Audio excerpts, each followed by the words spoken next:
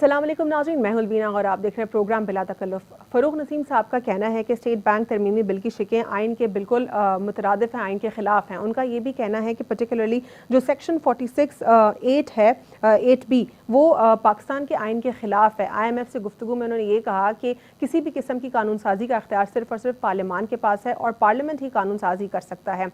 इस पूरे सिनेरियो में ये देखा जा सकता है कि किसी ख़ास किस्म का प्रेशर है इस वक्त IMF की तरफ से हुकूमत के ऊपर। अपोजिशन जमातों की तरफ से हमेशा से यही कहा गया है कि IMF ने पाकिस्तान को डिक्टेट किया है। अनफॉर्चुनेटली कुछ अरसे से एक बार फिर दिखाई दे रहा है कि IMF किसी तरीके से जोर जो है पाकिस्तान के ऊपर डाल रहा है और अपनी जो शिकें हैं वो मनवाने की कोशिश कर रहा है।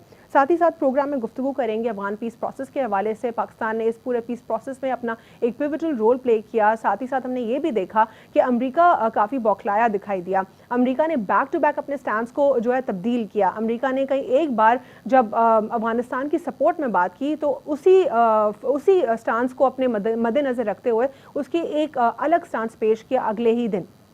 अभी पाकिस्तान के ऊपर किसी ख़ास किस्म का प्रेशर क्रिएट करने की कोशिश की जा रही है अमेरिका की तरफ से, लेकिन पाकिस्तान का अब तक का जो रोल है वो काफ़ी स्टेबल दिखाई दे रहा है। चमन बॉर्डर जो है उसको मंगल को जो है ये सरहद खोल दी जाएगी और ट्रेड जो है पाकिस्तान का वो बहाल हो सकेगा अफगानिस्तान के साथ। प्रोग्राम में कुछ ये भी गुफ्तगू करेंगे कि TLP के हवाले से जो कहा जा रहा है कि मुल्क में जो है इंस्टेबिलिटी क्रिएट की जा रही है, जो स्टॉक मार्केट में इन्वेस्टर्स हैं वो भी अनसर्टनिटी का शिकार हैं और इस तरह जो है मुल्क में हालात ख़राब हो रहे हैं। पीपल्स पार्टी का और अपोजिशन जमातों का कहना ये है कि TLP के जो है सामने हुकूमत अपना मुआहदा जो उन्होंने किया है वो रियासत उनके सामने झुक गई है और उन्होंने ठीक नहीं किया। इसके ऊपर भी कुछ गुफ्तगू करने की कोशिश करेंगे। हमारे साथ प्रोग्राम में मौजूद है ख्वाजा नवीद साहब, रिटायर्ड जस्टिस हैं, एडवोकेट हैं। आपको प्रोग्राम में खुशामदीद कहते हैं। अस्सलाम वालेकुम सर। वेलकम जी, थैंक यू। प्रोग्राम में सबसे पहले स्टेट बैंक तरमीमी बिल के हवाले से गुफ्तगू करेंगे। जो तरमीमी बिल है उसकी शिक के हवाले से अगर हम गुफ्तगू करते हैं, फ़रूख नसीम साहब कहते हैं कि एक पर्टिकुलर जो इसमें सेक्शन है वो बिल्कुल कॉन्ट्री है हमारे आईन पाकिस्तान के हवाले से। क्या कहेंगे आप इसके ऊपर? देखिए, मैंने नहीं बिल अभी तक देखा, लेकिन अगर फ़रूख ने कहा है कि 46 तो पार्लियामेंट से जो है राइट लेने की बात ऑलमोस्ट हो गई है कि इसमें पार्लियामेंट का कोई लेना पहले आप समझने की कोशिश करें इसमें क्या है। IMF जो है बेसिकली एक बैंक है, ठीक, और आप उस बैंक के पास जाते हैं कर्जा लेने के लिए। आप किसी पाकिस्तान के छोटे से बैंक में चले जाएं और वहाँ कर्जे के लिए तो वो सबसे पहले आपसे पूछते हैं कि आपकी एसेट्स क्या हैं, आपकी बैलेंस शीट क्या है आपके कारोबार की, और आप क्या मॉर्गेज कर रहे हैं, कर्जा आपको कितना चाहिए, उसकी माहाना किस्त कितनी होगी, आप हमें ये समझाएं कि आप वो पे बैक कैसे करेंगे, आपकी पेइंग बैक कैपेसिटी क्या है। तो ये छोटा सा बैंक भी आपसे पूछेगा चाहे आपने 5 लाख का कर्जा लेना हो। अब IMF भी एक बैंक है, हम जाते हैं उनके पास कर्जा लेने, वो कहते हैं आप कर्जा लेने आए हो, पहले बताओ मॉर्गेज क्या कर रहे हो, बिल्कुल, फिर पूछते हैं कितने पैसे चाहिए, फिर वो आपसे पूछते हैं कि ये इसकी तो किस्त इतने लाख डॉलर पर मंथ बनेगी, तो आप कहाँ से देंगे। लेकिन फिर हम खुद से एफिशिएंट बनते हैं, हम उनको समझाते हैं देखें हम ये करेंगे, पेट्रोल के ऊपर टैक्स लगा देंगे, अच्छा, हम ये बिजली महंगी कर देंगे। लेकिन ये लोग तो ये कह रहे हैं कि प्रेशर जो है वो नहीं देते, तरफ से क्रिएट किया जाता है, वो डिक्टेशन दे रहे हैं। वो डिक्टेशन नहीं देते। आप इस छोटे से बैंक में चले जाए, आपकी गली की नुक्कड़ में जो बैंक बना ना, आप उसमें अंदर चली जाए, उनसे कहें मुझे कर्जा चाहिए, वो आपसे पहले पूछेंगे हाउ विल यू पे बैक, आपकी अर्निंग कहाँ से है, आप किस्त कहाँ से देंगी। तो इसी तरह IMF हमसे कहता है कि भाई ये कहाँ से किस्त लाओगे। लेकिन इस बात को तो हुकूमत ने भी ओकेजनली इसको एडमिट किया है कि उनसे IMF की तरफ से कहा गया कि एनर्जी में किस तरीके से जो आप अपने पैसों की जो कीमत है वो चेंज कर दें, टैक्सेस कहाँ पे ज़्यादा लागू कर दें। इस किस्म का डिक्टेशन एडमिट किया जा चुका है। वो आपको मशवरा देते हैं कि भाई अपनी इनकम जनरेट करो, बढ़ाओ, यहाँ से पैसे जमा करो और जमा करके हमें दो। इनकम सिर्फ टैक्स जनरेट करना क्या ये तो और हमारे पास क्या है ना, एक्सपोर्ट है हमारे पास, इंपोर्ट जो है इतनी ज़्यादा है कि हम कुत्ते की भी खुराक मंगा रहे हैं, हम बिल्ली की भी खुराक मंगवा रहे हैं जी, चने तक इंपोर्ट कर रहे हैं जी। तो आप बताएं कि मतलब हमारे पास इंपोर्ट इतनी फालतू है एक्सपोर्ट जो है ही इस नहीं। बारे में मैंने कई बार जो है बिजनेसमैन से भी बात की है, इस बारे में मैंने पॉलिटिशियन से भी बात की है, लेकिन वो इस पॉइंट को एक्सेप्ट करने के लिए तैयार नहीं। वो ये कह रहे हैं कि जो हमारी इंपोर्ट है, जो लग्जरी आइटम पल्स बाइंग की हम बात करते हैं, जिस तरह जिन चीज़ों का आपने नाम दिया, ये जो है कोई इतनी खास कीमत में नहीं है, लेकिन फिर भी सर आप हर LMT स्टोर पर जाएँ, हर IMT स्टोर पर जाएँ, आपको ये सारी चीज़ें मिलेंगी जो इम्पोर्टेड हैं। क्या ये नेशनल एक्सचेकर के ऊपर एक तरह का बोझ नहीं है कि आप पल्स बाइंग की चीज़ें मंगवा रहे हैं? आइटम्स हम मंगा रहे हैं, ये गैर जरूरी अखराजात हम कर रहे हैं, हम ये डॉलरों में मंगाते हैं। चाहे आप $100 का मंगाएं तो $100 तो चला जाता है ना जी। इसके अलावा जो मेन तो चीज़ें जो इंपोर्ट करते हैं हम, पेट्रोल है, LNG है, मशीनरी आती है। लेकिन एग्रेरियन इकोनॉमी अपने आप को क्लेम करने वाला मुल्क, एग्रीकल्चर में क्या हमने डेवलपमेंट की है? एग्रीकल्चर के साथ साथ हम अगर देखते हैं इस ओवरऑल सिनेरियो में सब्सिडीज़ क्या कितनी फार्मर्स को दी गई हैं अब तक की हुकूमतों में? देखिए सब्सिडीज तो अगर आप जाके ऑडिट करवाएं, और ये शुगर मिलों ने जो सब्सिडीज ली हैं, एक शुगर मिल मेरे ख्याल में थी टोटल 9 करोड़ रुपए की, उसको 1 अरब रुपया सब्सिडी दी गई। वो नैब में केस है। अच्छा। तो अब बात ये है कि उसमें भी करप्शन इन्वॉल्व हो जाता है। सब्सिडीज में इतनी करप्शन है कि किस चीज की सब्सिडीज दी जाती है। अच्छा। कि अपने अपनों को दी जाती है सब्सिडी, और जहाँ को जिनको एक्चुअल लॉस हो रहा है उन बेचारों को मिलती ही नहीं है अच्छा सब्सिडी। ठीक सर, लेकिन दोबारा अगर हम इस स्टेट बैंक के सिनेरियो के ऊपर हाँ, तो ये जो अगर वो इन कॉन्फ्लिक्ट होगा कॉन्स्टिट्यूशन से, तो वो स्ट्राइक डाउन हो जाएगा अपना हाई कोर्ट से, चैलेंज हो जाएगा। क्योंकि सर ये तो बिल्कुल ही सेंसलेस बात है कि जहाँ पे आप पार्लियामेंट से वो राइट ले रहे हैं और सारी कानून साजी, सारे डिसीजन स्टेट बैंक के अपने होंगे, ये कहीं पे आपने एग्जाम्पल देखी किसी मुल्क में? ऐसे हो भी नहीं सकता। अच्छा। जो भी कानून बनाकर पार्लियामेंट देगी स्टेट बैंक को, स्टेट बैंक को उस कानून के तहत चलना पड़ेगा। ये नहीं है कि स्टेट बैंक कोई कानून बना के हमें दे। सर ये एक्सेप्टेबल नहीं है। अगर हम इदारे या हम रियासत की बात करते हैं, जितने भी इदारे होते हैं वो रियासत के अंडर ही आते हैं और उसी तरीके से गवर्न होते हैं, तो स्टेट बैंक को आखिर क्यों अलग करने की, अलहदगी की बात की गई है? नहीं, वो ऑटोनॉमी दी हुई थी स्टेट बैंक को ताकि वो अपने डिसीजंस इंडिपेंडेंटली ले, लेकिन इस ऑटोनॉमी का ये मतलब नहीं है कि वो कानून भी बनाकर हमें दे दें। अब मुझे ये बिल का पता नहीं है जो आप बता रहे हैं, मैंने नहीं पढ़ा। ऑटोनॉमी की बात हो रही है इसमें, लेकिन ऑटोनॉमी की एक से लिमिट, क्या आपको लगता है ऑटोनॉमी की एक लिमिट भी होनी चाहिए? अगर कंप्लीटली ऑटोनॉमस हो जाएगा और उसको रेगुलेट भी स्टेट नहीं करेगा तो फिर तो खतरनाक हो जाएगा ना। भी अंडर सर्टेन स्टैट्यूट्स और कानून के तहत होती है, मादर पिदर आजाद नहीं होती है ऑटोनॉमी। ठीक, यानी एक ऑटोनॉमस इदारे की भी कुछ जुरिस्डिक्शन होती है कि वो वहीं तक ऑटोनॉमी को अपनी जो है अपनी लिमिट में रह के करना पड़ता है, प्रैक्टिस कर सकता है। सर इसमें जो है अगर हम रज़ा बाकर साहब की बात करें, हाल ही में उनका एक स्टेटमेंट जो है काफ़ी ज़्यादा वो वायरल हुआ, उस पर ये कंट्रोवर्सी आई कि किस किस्म की उन्होंने बात कर दी। वो कह रहे हैं कि अगर जो है डॉलर की प्राइसेस बढ़ रही हैं तो जो ओवरसीज़ पाकिस्तानीज़ हैं उनका पैसा जो है यहाँ पर ज़्यादा आएगा, रेमिटेंसेस बढ़ेंगी। तो क्या आपने अपनी इकॉनमी को खुद ही इतना नीचे कर दिया है कि हमारी इकॉनमी आप सिर्फ और सिर्फ रेमिटेंसेस पर चलेगी? रेमिटेंसेस इस तरह से नहीं बढ़ती हैं। ये तो ये है कि जो लड़का वहाँ से $100 अपनी वालदा को भेजता है तो वो बड़ा खुश होता है कि अब मेरी अम्मी को 174 रुपए मिले गए बजाय 160 रुपए मिलने के या 150 रुपए मिलने के।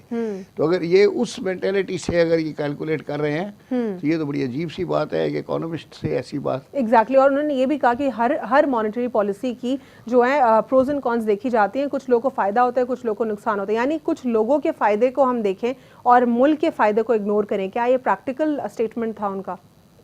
नहीं, ये उन्होंने अजीब, जो मैन इन द स्ट्रीट बात करता है कि जी अब 174 रुपए मिलेंगे, बिल्कुल मैन इन द स्ट्रीट जो बात करता है उसी तरीके से तो इकोनॉमिस्ट को जरा बड़ी बात करनी चाहिए। गुफ्तगू कर लिया स्टेट बैंक के एक गवर्नर और एक इकोनॉमिस्ट जो है, उनसे इस किस्म का स्टेटमेंट एक्सेप्टेबल नहीं था। एक छोटा सा वक्फा लेंगे, वक्फे के बाद प्रोग्राम में गुफ्तगू करेंगे पाक अफगान डायलॉग के ऊपर आफ्टर शॉर्ट ब्रेक।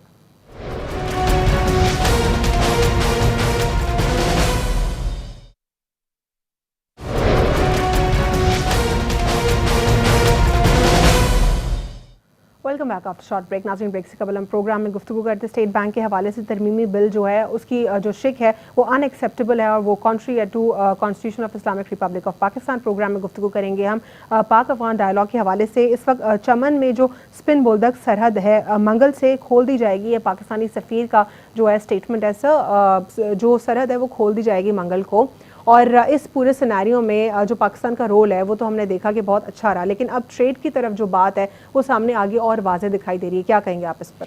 देखिए जी, सरहद खोल दें अच्छी बात है, ट्रेड भी खोल दें अच्छी बात है, लेकिन उसके साथ साथ विजिलेंस रखें, कंट्रोल रखें, क्योंकि ऐसा ना हो कि एकदम आबादी का इन्फ्लक्स इधर आ जाए, भी जो है हाँ दोबारा सोराब गोट के ऊपर फिर झुगियां लग जाए और फिर दोबारा कराची में, जो कि वो वहां से जब खैबर मेल चलती है ना, वो रुकती कराची में है। अच्छा। कैंट स्टेशन पे लगता है, रास्ते में कहीं उतरती नहीं है। ठीक सर, आप कह रहे हैं कि पूरा का पूरा वो जो आता है वहां से मुसाफिर जितने आते हैं वो कराची कैंट स्टेशन पे उतरते हैं। ठीक। तो यहीं पे कब्जा होता है ज़मीनों पे, फिर यहीं पे झुगियाँ बनती हैं, फिर यहीं पे मुहाजिरीन आते हैं, फिर सारे मसाइल यहीं पे होते हैं। ठीक सर, ये सरहद पे जो आमदोरफ्त तिजारत के लिए बेसिकली इसी वजह से इसको खोला गया, लेकिन आप कह रहे हैं कि विजिलेंस जो है वो बहुत ज़्यादा रखनी पड़ेगी हमारे अदारों को, सिक्योरिटी अदारों को जी, ख़ास तौर पे इमिग्रेशन वालों को, कि भाई लोग ऐसे गैर कानूनी तौर पे सारे आके आबाद हो जाते हैं जी, फिर वो मुहाजिरीन बन जाते हैं और फिर मुहाजिरीन बन के फिर हमारा खून चूसते हैं। ठीक सर, इसमें जो ये जहाँ पे हम ट्रेड की बात कर रहे हैं, हमने यूएस का ये स्टांस यहाँ पर देखा कि यूएस जो है वो बहुत ज़्यादा इस पे उसका जो स्टांस रहा वो एक अजीब सा रहा। कभी वो प्रो तालिबान दिखाई दिया या प्रो अफगानिस्तान दिखाई दिया, तो फिर वो एंटी दिखाई दिया। ये मैं बात कर रही हूँ जब इवैक्यूएशन हो चुका था अफगान फोर्सेस का, उनके स्टांस में काफ़ी तब्दीली दिखाई दी। अब आपको अमेरिका का स्टांस क्या दिख रहा है इस वक्त? अमेरिका को खुद अभी तक समझ नहीं आई। अच्छा। आपको कैसे समझ आ जाएगी? अभी तक तो यही लग रहा है कि उनका कैरेट और स्टिक पॉलिसी है, कभी गाजरें खिला रहे हैं, कभी डंडे मार रहे हैं। अभी मैंने पढ़ा था कहीं कि पता नहीं 10 लाख पता नहीं अमेरिकी डॉलर ठीक है उनको इमदाद भी दी जा रही है, और वैसे उनके साथ सख्ती भी हो रही है, सब कुछ ठीक, और उन्होंने इनको मारा भी है, तो मार खाने के भी पैसे दे रहे हैं। ठीक सर, लेकिन ये इस वक्त हमने ये देखा कि लास्ट मंथ की अगर हम डेवलपमेंट की बात कर लें, 3 से 4 मरतबा अलग अलग डेवलपमेंट्स हमने देखी। अब इस वक्त आपको क्या बाइडन का क्या स्टांस दिख रहा है? क्या आपको लग रहा है कि वो, जिस तरह आप कह रहे हैं कि अभी तक वो कंफ्यूज है, क्या आपको लगता है कि क्या सारा कंफ्यूजन अमेरिकन पॉलिसी की वजह से है? एक दफ़ा अगर वो खुल के इनको एक्सेप्ट कर लें, इनकी हुकूमत को तस्लीम कर लें, तो सारी दुनिया के छोटे छोटे मुल्क, बल्कि पाकिस्तान भी फ़ौरन भाग के तस्लीम कर लेगा। अभी तक तो पाकिस्तान जो उनका इतना करीबी दोस्त है और हर तरह की मदद भी कर रहा है, उसने भी ऑफिशियली तो मुझे नहीं लग रहा कि कोई तस्लीम किया है। अच्छा जी, सर लेकिन ये जो ऑफिशियली तस्लीम करने की बात है, हमने कई बार प्रोग्राम में गुफ्तगू किया, क्योंकि जब भी कोई स्टेट फॉर्म होता है तो उसकी रिकग्निशन बहुत ज़्यादा इंपॉर्टेंट होती है। यहाँ पे हम ये देख रहे हैं ट्रेड की भी बात हो रही है, रिकग्निशन भी ऑफिशियली नहीं हो रही है। अब तक किसी भी मुल्क ने अफगानिस्तान को ऑफिशियली डिक्लेयर नहीं किया है, लेकिन ट्रेड स्टार्ट हो जाना, क्या ये फॉर्मल प्रोसेस ऑलरेडी स्टार्ट नहीं हो गया? इसका मतलब बात यह है कि मैंने जैसे लफ्ज़ इस्तेमाल किया है कि कैरेट और स्टिक पॉलिसी है, कि उनको गाजरें भी खिला रहे हैं, उनको सोटियां भी मार रहे हैं, और ये भी कह रहे हैं कि नहीं नहीं नहीं अभी नहीं, और फिर कर भी रहे हैं। तो ये तो अजीब मतलब सिलसिला है, कंफ्यूजन वाली स्टेज है। अच्छा, अभी तक कोई पॉलिसी एक्चुअली सबसे पहले अमेरिका लेगा स्टैंड, वो जब हाँ करेंगे तो फिर सारे पीछे पीछे हम चलेंगे। अच्छा सर, इसमें जो है हम ये भी देख रहे हैं सऊदी अरब की तरफ से भी अभी कोई नई चीज आई। सऊदी अरब तो बिल्कुल ही अमेरिका की तरफ ही होगा, और जो अमेरिका करेगा वो बिल्कुल वही करेंगे सारे। लेकिन आप कह रहे हैं कि हम भी वही करेंगे जो अमेरिका करेगा, लेकिन क्या हमारा झुकाव ज्यादा चीन की तरफ नहीं है? वो हमारी पॉलिसी चेंज हुई है, अमेरिका के ब्लॉक से निकल के हम चाइना के ब्लॉक में जा रहे हैं, लेकिन ये जो फॉरेन पॉलिसी है ओवरनाइट चेंज नहीं होती, ये इस तरह से चेंज, इस वक्त आप स्टांस नहीं देख रहे हैं ये इस तरह चेंज होती है जैसे गर्मियों के मौसम से सर्दियों का मौसम आता है, या सर्दियों के मौसम से गर्मियों का आता है। ठीक, हल्का हल्का एक एक दिन में, कभी वो एक चादर की सर्दी होती है, फिर कंबल की होती है, फिर लिहाफ आ जाते हैं, फिर वो पठान कहता है डबल की सर्दी है। अच्छा सर यहाँ पे जो है लेकिन ये पूरे इस सिनेरियो में जिस तरह आप कह रहे हैं कि पाकिस्तान का झुकाव है चीन की तरफ, लेकिन वो आहिस्ता आहिस्ता हो रहा है, लेकिन उसके बावजूद जो चीन है उसका चीन भी हमारा स्ट्रेटेजिक पार्टनर है इसमें, सी पैक में। तो अब ये है कि इसमें बड़ी अफवाहें हैं, कोई कहता है सी पैक रुका हुआ है, कोई कहता है सी पैक मुकम्मल नहीं हो रहा, कोई कहते हैं कि सारा मुकम्मल हो गया है, सिर्फ 74 किलोमीटर का एक टुकड़ा रह गया बकाया। तो अब ये सारी बातें सुनी सुनाई हैं, ये तो कोई जाए तो यार। लेकिन ग्वादर पोर्ट में अभी मैं हाल ही में विजिट कर आई हूँ सर, उसमें जो किसी भी किस्म का मुझे ये फीलिंग नहीं आई कि चाइनीज़ जो हैं वो खुश नहीं है और चाइनीज़ को गिला करे, क्योंकि वो काफ़ी ओपन होता है, जब वो ऑफर गुफ्तगू करते हैं वो क्लियरली बात करते हैं। एक दो मिसकंसेप्शंस जो थे उस हवाले से भी उन्होंने गुफ्तगू की, और बहुत सारी चीज़ें मैंने प्रैक्टिकली देखी कि डेवलपमेंट आगे बढ़ रही है, इतनी तेज़ नहीं है लेकिन बढ़ रही हैं चीज़ें आगे। काम तो हो रहा है ना जी। हाँ, लेकिन अब ये उसकी जो स्पीड है वो काफ़ी कम है, और इसी वजह से शकूक व शुबहात पैदा हो रहे हैं, और जिस वजह से काम रुका हुआ है। ठीक सर, ये जो पूरा एक प्रोसेस है, पीस प्रोसेस, इसमें जो अमेरिका है उसने हाल ही में, अब अगर हम बात करते हैं कि अफ़गानिस्तान की तरफ से एक स्टेटमेंट ये भी दिया था कि एक तो आप ह्यूमैनिटेरियन ग्राउंड्स के ऊपर जो है इनकी सपोर्ट कर सकते हैं, इंटरनेशनल इंस्टीट्यूशंस भी कर सकते हैं, एनजीओज़ भी कर सकते हैं, लेकिन दूसरी तरफ अगले ही दिन उन्होंने ये बयान भी दिया कि जो भी इनको सपोर्ट करेगा हम उसके ऊपर सैंक्शंस लगा देंगे। एक बहुत ही कंट्रोवर्शियल बिल था जिसके हवाले से पूरी दुनिया में गुफ्तगू हुई। ये डायरेक्टली कहें या इनडायरेक्टली कहें पाकिस्तान और चीन दोनों की तरफ इशारा किया गया था, लेकिन अमेरिका आखिर कैसे सैंक्शंस लगा सकता है चीन पर, जो उसने खुद ही कर्जा उठाया है चीन से? चीन पर तो खैर सैंक्शन नहीं लगा सकता। चीन इस अब माशाल्लाह उसका भी इतना बड़ा स्टेटस बड़ा हो गया है, और अमेरिका के बराबर ही इंटरनेशनली रिकॉग्नाइज्ड कंट्री है, तो उनके ऊपर कोई वो सैंक्शन नहीं लगा सकते। और अगर इस तरह की कोई सैंक्शन लगाएंगे तो that will be A disaster, क्योंकि चाइना खुद एक बहुत बड़ा मुल्क है, और अमेरिका की 90% प्रोडक्ट्स जो हैं वो चाइना में मैन्युफैक्चर हो रही हैं।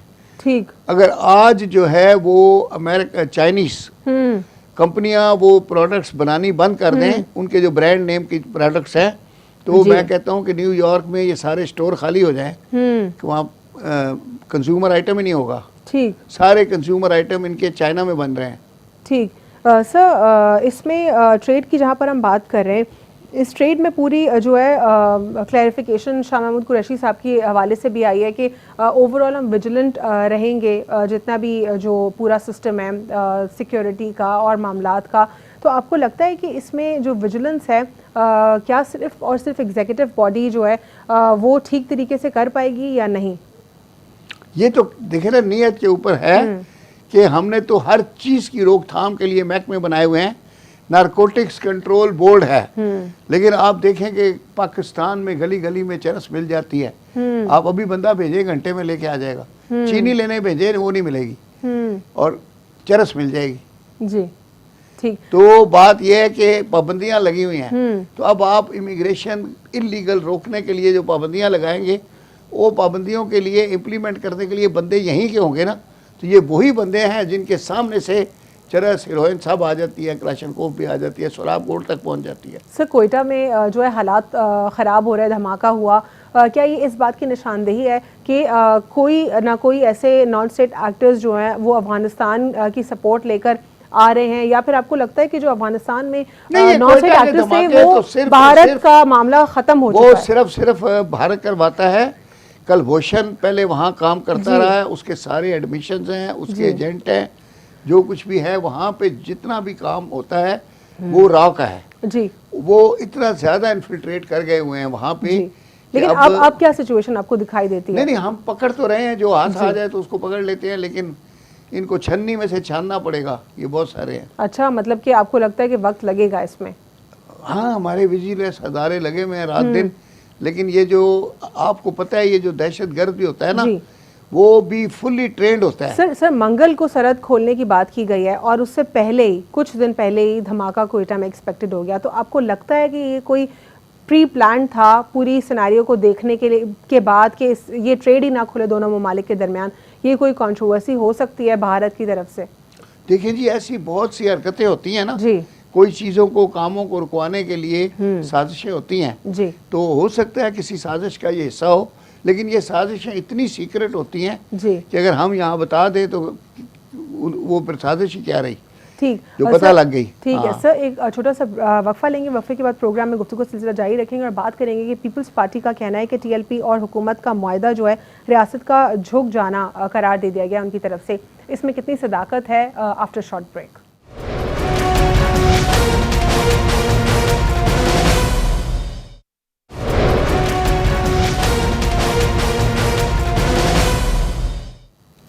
Welcome back after short break. नाज़रीन, ब्रेक से कबल हम प्रोग्राम में गुफ्तगू कर रहे थे अफगानिस्तान के हवाले से कि अफगानिस्तान के साथ पाकिस्तान का ट्रेड जो है मंगल के रोज़ सरहद खोल दी जाएगी और पाकिस्तान का जो ट्रेड का मामला है वो बहाल हो सकेगा। साथ ही साथ हमने इसके ऊपर कुछ यूएस के हवाले से भी कुछ डेवलपमेंट के ऊपर गुफ्तगू किया। प्रोग्राम में बात करेंगे कि पीपल्स पार्टी का कहना है कि टीएलपी और हुकूमत का मुआहदा जो है रियासत का झुक जाना है। आखिर क्यों उनको ये लगता है? क्या इंतशार को रोक लेना जो है गलत दिखाई दे रहा है या क्या मामला है? जी सर। देखिए जी, बात यह है कि जब भी टेबल पे मुज़ाकरात होते हैं कोई दो फ्रीकैन के दरमियान, तो वो मुज़ाकरात जो होते हैं वो कुछ लो और कुछ दो की बयान पर होते हैं। अगर दोनों पार्टियां घर से ये सोच के आ जाएं कि हमने एक कदम भी पीछे नहीं हटना और हमने दूसरी पार्टी को अकोमोडेट नहीं करना, तो वो मुज़ाकरात कभी कामयाब हो ही नहीं सकते, वो नाकाम हो जाते हैं। तो अब हुकूमत और ये पार्टी मिली थी आपस में लब्बैक या रसूल अल्लाह वाले जी। तो अब जब बैठे हैं बातचीत करने, तो कुछ एक कदम वो पीछे हटे होंगे, कुछ वो हटे होंगे, फिर उसके बाद मुज़ाकरात कामयाब हो गए। उन्होंने कहा है कि जो फ्रांस के सफीर का मामला है उसको जरा दूसरे तरीके से हैंडल करने की बात की है, जो पहले वो कर रहे थे उस तरीके से अब नहीं है। तो यानी वही आपकी बात की दोनों जो है दोनों को कुछ लो कुछ दो की पॉलिसी होती है। तो इसका मतलब है जब मुज़ाकरात कामयाब हुए हैं जी, तो दोनों तरफ से जो लोग मुज़ाकरात करने आए थे वो मुदब्बर लोग थे, मोतबर लोग थे, ताकि वो अच्छा काम करके गए हैं। अगर वो दोनों चीप होते या बिलो दी स्टैंडर्ड होते तो आपस में लड़ के चले जाते।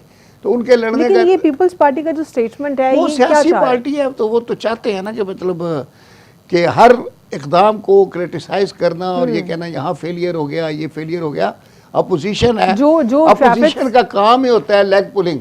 बिल्कुल। अगर पाकिस्तान में अपोजिशन मुस्बत किरदार अदा कर रही होती तो आज पाकिस्तान कहाँ होता? सर, मेरा यही सवाल होता है अपोजिशन जमातों से कि आप अपोजिशन करें लेकिन प्रोडक्टिव तरीके से करें। आप criticism for the sake of criticism क्यों करते हैं? यहाँ पे एक बार फिर इन्होंने लेग पुलिंग है, ये क्रिटिसिज्म नहीं है, ये आपकी टांग खींचना है। सर, क्योंकि ये तो नेशनल इंटरेस्ट का मामला है ना। एक तरफ जो है बैरियर्स लगा दिए हैं इस्लामाबाद रावलपिंडी में, फिर ब्लॉक हो रहे हैं रोड्स, मामला जो है जिंदगी के वो बिल्कुल जिंदगी के जो मामलात हैं वो डिस्टर्ब हो रहे हैं। ये सारा जो सिचुएशन है, सिनेरियो, उसको अंडर कंट्रोल अगर हुकूमत लेकर आई, क्या ये हुकूमत की गफलत है या ये हुकूमत का एक अच्छा काम है? बहुत बड़ी गफलत है, क्योंकि पहले ऐसे हालात ही पैदा नहीं होने चाहिए थे कि जिंदगी का पहिया रुक जाता। ठीक, तो ये हालात किसने पैदा किए? जो अपर पावर होती है वही करती है।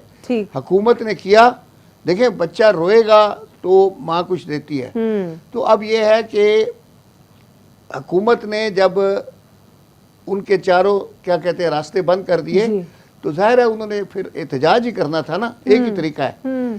तो एहतजाज किया उन्होंने। यानी पहले हुकूमत ने ठीक से हैंडल नहीं किया, लेकिन अब हुकूमत का हैंडल करने का तरीका दुरुस्त है। अब तो हुकूमत ने खंदकें खोद के हैंडल किया है। अच्छा, ये बड़ा हाई लेवल पे हैंडल किया है। ठीक है, लेकिन सर इसमें जो क्रिटिसिज्म किया जा रहा है वो अपोजिशन जमातों की तरफ से अभी टोटली नेगेटिव है। लेकिन जिस तरह आपने भी कहा कि ये पूरा सिनेरियो बिल्डअप होना ही नहीं चाहिए था, ये यहाँ पर हुकूमत की गफलत थी, लेकिन अब अनफॉर्चुनेटली वो सारा कुछ हो गया। उसके बाद अब अंडर कंट्रोल है चीज़ें। क्या खुश होना चाहिए इस पर या नाराज़ होना चाहिए? नहीं, खुश होना चाहिए। देखिए, मुफ्ती मुनीवर रहमान साहब इसमें है, ये हमेशा चांद निकाल कर ही आते हैं, तो आज भी चांद चढ़ा दिया उन्होंने। ठीक सर, इसमें साथ ही साथ जो है ये भी क्लैरिफिकेशन आई है कि जो भी दोनों के मंसूबे हुए हैं वो ऐसे हैं कि जो स्टेट के नेशनल इंटरेस्ट को देखते हुए किए गए हैं और नेशनल इंटरेस्ट जो है वो प्रिजर्व रहेगा इससे। ये जो है इसको आप कैसे देखते हैं? नेशनल इंटरेस्ट प्रिजर्व रहेगा किस बात से? सर, जो दोनों के दरमियान मुआहदा हुआ है, कोई ऐसी बात नहीं है। मुआहदा हुआ है, मैंने आपको पहले बताया कि दोनों साइडों में जो शुरका थे, मोतबर थे, अच्छी बैकग्राउंड के लोग थे, पॉजिटिव सोच के लोग थे, तभी मुआहदा हुआ है जी। तो पॉजिटिव मुआहदा हुआ है और उस पर खुश होना चाहिए। ठीक सर, जिस तरह हम टीएलपी की बात करें, और भी कुछ बैंड आउटफिट्स पाकिस्तान में अनफॉर्चुनेटली रहे और एनडीएस और रॉ की काफ़ी ज़्यादा जो है उनकी सपोर्ट रही ये तमाम तर कलदन तंजीमों को। इलेक्शन कमीशन ऑफ पाकिस्तान ने भी जो है तमाम तर बैंड आउटफिट्स को जो है बैन किया और उनको इलेक्शन में मौका नहीं दिया खड़ा होने का। अब आपको क्या लगता है कि पाकिस्तान जो है जो एक लड़ाई थी टेररिज्म के खिलाफ, उसमें कामयाब हो गया या पाकिस्तान को अब मजीद और करना है इसमें काम? नहीं, वो तो हम कर ही रहे हैं। अभी भी आप देखें, आए दिन कोई ना कोई बुरी खबर आ जाती है कि वो किसी ने हमारे उन पे चौकी पे हमला कर दिया, कुछ कर दिया, फिर हमारे नौजवान भी हिस्सा लेते हैं, तो उनके 5-7 दहशतगर्दों को मार देते हैं, लेकिन हमारा भी एक आध आदमी शहीद हो जाता है, वो भी तो नुकसान होता ही है ना। तो इसका मतलब है कि ये लोग अभी पूरी तरह इलाका साफ नहीं किया इन्होंने, ये घुसे हुए हैं और अपनी हरकतों से बाज नहीं आ रहे। देखिए रॉ पीछे काम कर रही है, जो भी उनका स्पॉन्सर है वो उनको पैसा खर्चा दे रहा है या उन्होंने एडवांस पकड़ा हुआ है, उस एडवांस को हलाल कर रहे हैं, तो जो फिर हमारे हाथ आ जाता है फिर हम भी बराबर कर देते हैं। ठीक सर, ये बैंड आउटफिट्स की जहाँ पर बात आती है, यहाँ पर पाकिस्तान को जो है इंडिया यूएन में भी लेकर गया और पाकिस्तान के ऊपर काफ़ी ज़्यादा एक्यूजेशंस यूएन में भी लगाए गए हैं बैंड आउटफिट्स को लेकर। इसमें हाफिज़ सईद साहब की बात जो है वो भी काफ़ी ज़्यादा मंजर-ए-आम पर सामने आई जब पुलवामा अटैक का पूरा सिनेरियो बिल्टअप हुआ, हालांकि पूरा एक ड्रामा भारत की तरफ से खुद क्रिएट किया गया था। क्या कहेंगे आप इसके ऊपर? पुलवामा तो करवाया मोदी ने, इलेक्शन जीतने के लिए था जी। उसने अपने 30-40 फौजी मरवा के पूरा इलेक्शन जीत लिया और ये तो ड्रामा था ही उसी का। और 250 लोगों को जो मारा है, जो कह रहे थे वो जहाँ पे 2-3 कव्वे मरे पड़े थे, ये भारत की तरफ से जो ये स्टांस था, इसमें इंटरनेशनल मीडिया ने आपको क्या लगता है कैसा किरदार अदा किया, क्या रिस्पॉन्सिबल किरदार अदा किया? बात यह है कि मीडिया में भारत जो है वो हमसे बहुत आगे है, प्रोपेगेंडा में आगे है ना सर, प्रोपेगेंडा में है। उनकी जो भी उनके पास चैनल्स हैं उनकी पहुंच दूर तक है, हमारी उतनी नहीं है।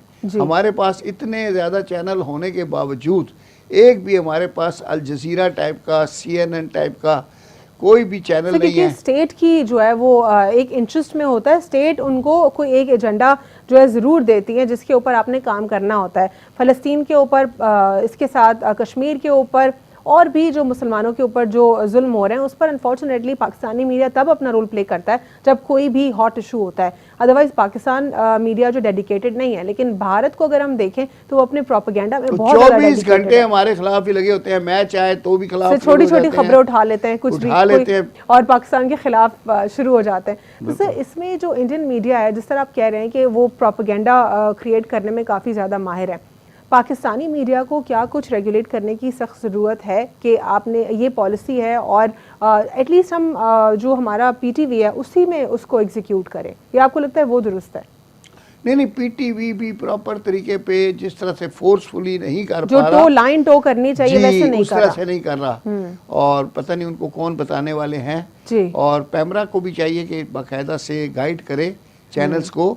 पाबंदियां तो उनको बता देते हैं कि ये पाबंदी है, ये पाबंदी है, लेकिन ये भी बता दें कि ये करना भी है, जो करना है वो भी खुल के बताएं ना कि भाई ये हमारी पॉलिसी है, इसके ऊपर थोड़ा जोर दो। सर ये इस पे जो है ओकेजनली ये भी अब जो है हम देख रहे हैं पिछले 2-3 सालों में कि पैमरा जो है एक रेगुलेशन या नोटिफिकेशन भेजता है मीडिया को, और वो कहता है कि वो भी स्पेशल डेज पर होता है, वैसे नहीं होता कि आपने इस हवाले से कश्मीर के हवाले से गुफ्तगू करनी है, फ़लस्तीन के हवाले से करनी है, लेकिन इससे पहले कभी पैमरा ने ये काम या अपना ये किरदार अदा नहीं किया। क्या आपको लगता है कि पैमरा को इनिशिएटिव लेना पड़ेगा, तब जाकर जो है स्टेट ये समझ पाएगी कि मीडिया की पावर, सॉफ्ट पावर कैसे इस्तेमाल होनी चाहिए? देखिए मीडिया तो हमारे पास है माशाल्लाह, बहुत ज़्यादा चैनल हैं, 100 के करीब कितने हो गए हैं, लेकिन अब पैमरा को चाहिए कि उनको रेगुलेट करके एक डायरेक्शन पे लगाएं, और अभी कर रहे हैं वो मेरे ख्याल में। अब मैं महसूस करता हूँ कि बहुत से चैनल्स के ऊपर मुहब्बे वतनी के बारे में और इस तरह के कुछ प्रोग्राम्स आ रहे हैं जी। तो इस तरह की चीज़ें इनको चाहिए कि पॉजिटिव अप्रोच रखें और पाकिस्तान के ख़िलाफ़ जो प्रोपेगेंडा बाहर के भारत के चैनल करते हैं उनको काउंटर करने के लिए स्पेशल प्रोग्राम्स रखें ताकि उस पर। ठीक सर, आपको EU इन्फो लैब याद होगा जिसको रिवील किया और जिसमें ये फैक्ट सामने आए कि किस तरीके से भारत जो है वो फेक मीडिया आउटलेट्स को चला रहा है और पाकिस्तान के खिलाफ और चीन के खिलाफ इस्तेमाल कर रहा है, और फिर इसमें बहुत सारी चीज़ें आइडेंटिफाई हुई थी। हम फेक पर नहीं जाना चाहते, हमारा जेन्युइन ही काफी है, अच्छा है, बस हम उसमें ठीक हैं। वो फेक तो फिर नेगेटिव में चले जाते हैं, प्रोपेगेंडा तभी वो घटियापन है। हाँ, तो वो इंडिया को सूट करता है, हमें घटिया चीज़ कोई भी सूट नहीं करती, हम अच्छे लोग हैं। ठीक सर। सर प्रोग्राम को कंक्लूजन की तरफ लेकर जाएंगे और मैं प्रोग्राम में पहले आपका शुक्रिया अदा करती हूँ, आज भी आप हमारे साथ प्रोग्राम में मौजूद थे और कुछ प्रोग्राम में पॉइंट्स हम जिस पे हमने बात की वो ये है कि ट्रेड तो पाकिस्तान और अफगानिस्तान के दरमियान बिल्कुल बहाल होना चाहिए और ताल्लुकात भी अच्छे होने चाहिए और पाकिस्तान को जो है फॉर्मली भी डिक्लेयर कर देना चाहिए एक सॉवरेन स्टेट है कि हम मान रहे हैं अफगानिस्तान को। साथ ही साथ विजिलेंस बहुत ज़्यादा स्ट्रांग होनी चाहिए, पाकिस्तान की सिक्योरिटी में जो मामलात हैं हालात वो ख़राब ना हो और जितने भी मामलात हैं वो अंडर कंट्रोल रहें और जो मज़ीद मुहाजिरीन हैं वो भी हम उनको होस्ट ना करें, क्योंकि पाकिस्तान ऑलरेडी एक वो मुल्क है जो कि अफगान मुहाजिरीन को बहुत बड़ी तादाद में होस्ट कर रहा है। साथ ही साथ हमने प्रोग्राम में कुछ और भी अहम इशूज़ को डिस्कस किया। आज के लिए इतना ही। अल्लाह हाफ़िज़। God bless you all.